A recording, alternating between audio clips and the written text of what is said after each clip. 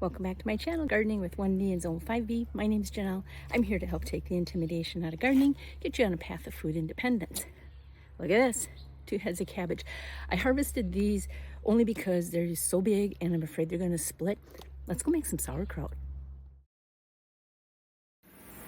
All right now, all I'm gonna really do is wash up my cabbages and pull off any damaged leaves like this because those are gonna give no good to me. I will keep some of the other leaves for on top of my bucket of sauerkraut. This is the inside of the first head that I just watched. And I believe Copenhagen is one of the varieties that are ideal for cabbage because it makes a nice tight head. This might not be Copenhagen, but it's still very, very usable. Here's a prime example why you always wash your food. I brought a snail in the house. This leaf is going to go on the compost heap, and that's where his new home's going to be. The only ingredients needed to make sauerkraut are pickling salt, which is different than table salt. Table salt has like a cellulose coating over each grain to help keep it from clumping, where pickling salt doesn't have that. I suppose if you use regular table salt, you might have cloudy water, but I've always used pickling salt, and I will be using 3 tablespoons to 5 pounds of cabbage. I write it right on here because that's what I usually do, is I take this with me. And then I'm gonna use some caraway because I like caraway. And then I'm just gonna use a food grade bucket, which I got for free. The only time I ever washed it out with soap and water is when I first brought it home, and that's because I didn't know what was in it before. And then going forward, I just wash it out with salt and water. This here's a cabbage shredder. I just invested in this last year. It cost about $100. And you put your cabbage in here, and then you just lightly move it over the blades. You're gonna want your cabbage to be about the thickness of a dime. And this is the kind of shred that I'm getting. I will pick out anything that's a little bit larger than the rest just because it won't ferment at the same pace as the rest. You can see I'm just kind of piling the next half a head in. You might have to quarter your heads of cabbage. Just depends on how big of a holder you get. I know they make smaller and larger of these. Kind of fun.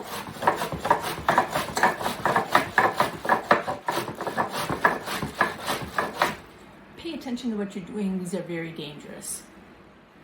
So this is what I have so far. I'm going to add 3 tablespoons of salt and some caraway. Mix it up, kind of mash it around like this just to bruise it.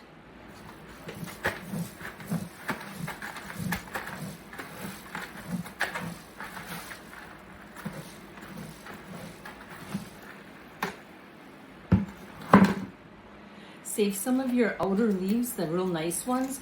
This is what you're going to use to cover your sauerkraut once it's in the bucket and ready to get set aside for fermenting. If they tear down the middle like this one just did, no big deal. I'm just going to take a few of these off of every of these last heads of cabbage, and I'll use just the best ones.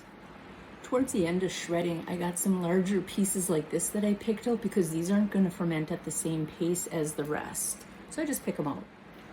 Well, this will be the last time I'm massaging this in. I'm going to use these 2 big spatulas on the end of my arms to scrape the sides of the pail. And all I want to do is bruise this so that the juices start to flow and it produces a little bit of liquid.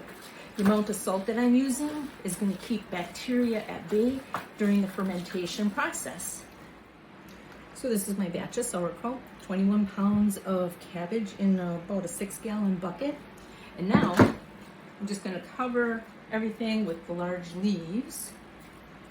Make sure your leaves don't have like bug damage or imperfections. Mine have some splatterings of caraway. That's going to be perfectly fine. So then it's going to look like this. I just put one of these bags in the pail, opened up. I'm going to put some brine in here. This is not being sponsored, but these are nice and sturdy.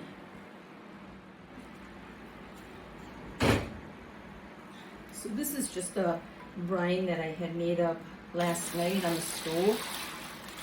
And what this is going to do is make a nice heavy weight, and it'll make an anaerobic environment.